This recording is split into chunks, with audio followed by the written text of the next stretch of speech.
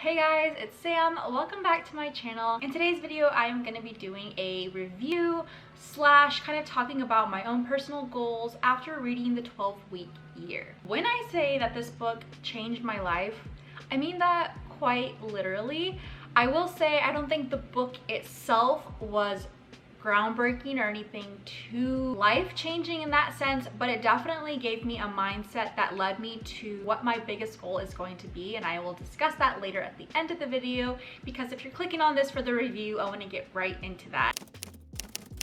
The 12-week year was written by Brian Moran and Michael Lennington, and basically the whole premise of the book is, why take a goal that would take you maybe a whole year to complete when you can condense it down to 12 weeks. They really want you to throw out the January, February, March approach and think of your timeline as week 1, week 2, week 3. I really liked that idea, and it was something that I wanted to implement. I feel that I really didn't have anybody giving me a deadline, pressuring me, besides my own self-discipline to get anything done. Initially, when I first started reading this book, I did not have a big goal in mind. I was just curious what the 12-week year would look like. But little did I know that when I say this book changed my life, it really did, because it pointed me in a direction where I kind of feel that I know what my life, I don't want to say my life purpose, but definitely a lifetime goal that I feel would change my life. So I'm going to talk briefly more about the book itself, and then I'll kind of tell you guys how I'm going to utilize this book in my real life to achieve my own personal goal. In the book, he says that you should break down your week into 3 different blocks. The first one is your strategic block, and that is 3 hours interrupted time actively working on your goal. So for example, say you want to learn piano. In those 3 hours, you are just specifically learning how to read music, working on the piano, reading a song, going over and over if you mess up, strictly working on the piano itself. The next kind of block is a buffer block. Those are for more like your low level things that you need to do.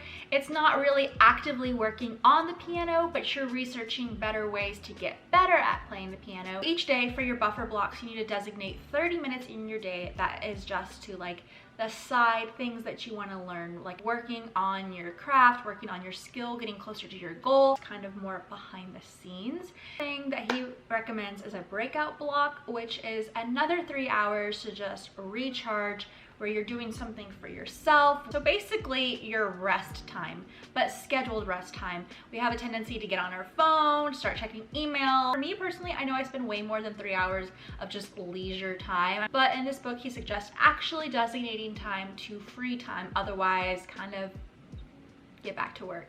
This is where I started taking creative freedom with the 12-week year. So now we're gonna get into me, Samantha, what I intend to actually utilize.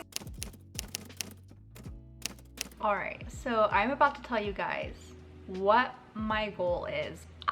I think it's really ambitious, but I think it can be done. So I'm really excited about it. My goal is to become monetized on YouTube. And I'm ready for it. I am so ready for it. I have been doing YouTube for 5 years. I had 2 other channels. On those channels, I really felt that I could only kind of stick to one subject, which leads me to this channel right now. Hey, it's Sam has everything that I personally am interested in. And for me, that kind of has been working so far. I don't want to feel like I've like pigeonholed myself into only one kind of topic. So that being said, I really want to finally put all my blood, sweat, and tears into one channel and really make something of it. I think it would be great to have my full-time career job that I love doing hair, but then also for my side hustle, my passion project, whatever you want to call it, have YouTube, because it means so much to me and it's something that I've creatively loved doing, and I really, really enjoy being a YouTuber, dare I say it. So not only did this book change my life because now I have like the best goal ever for myself, it also introduced me to Notion. I don't know if you guys know what Notion is, but it just took my note-taking game to the next level. I will be talking about Notion now on my channel officially. I am completely converted. So excited, you guys, to show you this. This has, like I said, this has completely changed my note-taking. But right here, At the top, this is my Notion. You can really briefly change the cover to whatever you want. I'm keeping things really simple now. Like I said, this is a soft launch. This is not how it's going to look necessarily. Tab, and that's showing all my stats. So currently, right before I even start my week 1, which would be October 1st, I have 542 subscribers out of 1,000. I have 801 watch hours out of 4,000 and currently 28 videos. YouTube requires you, in order to have any ads placed on your videos. I currently have ads on my videos. I'm just not making money off of them right now. So once I discovered that you could make a living off of YouTube, I started to also kind of approach it differently now after reading the book, that, you know what, I would like this to be an additional stream of income for me and to make money off of my passion project. And YouTube won't even consider you to get monetized until you hit those benchmarks. So that's why I want to go ahead and start documenting that over the next 12 weeks. So right over here for week 1, I'm starting Saturday, October 1st.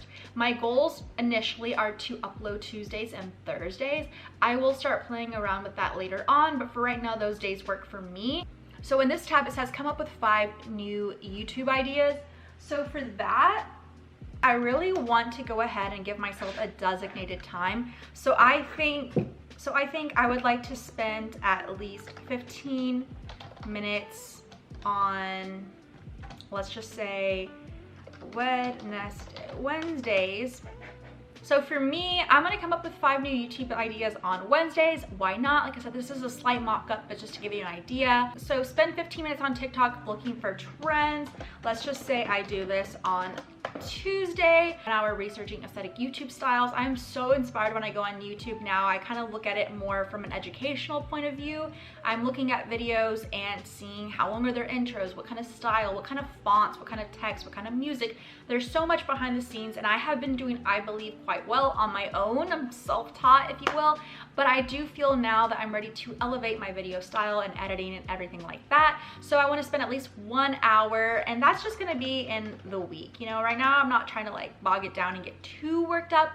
I just need to spend 1 hour within that week, and then spend 10 minutes daily editing my monthly vlog. So I find that sometimes I have so much footage, and then at the end of the month I'm trying to scramble and cut and edit and cut and edit to upload my vlog. Whereas if I just spend 10 minutes a day, honestly, I could just do that during like the commercials. This is just like a small mock-up, like I said. Week 1, just testing the waters, testing how this is gonna work for me. And then of course week 2 and 3, I will flesh out more once that kind of gets a little bit closer. I hope you guys enjoyed this video. It means so much to me if you're still watching at this point. If you wouldn't mind giving me a like or subscribing, that way you guys can help me on my journey to become monetized, and we can all look back together and say, remember when it was just little Samantha? She only had 542 subscribers, and then one day I won't. Thank you guys so much for watching. I appreciate you being here. I will see you guys in the next one. Bye.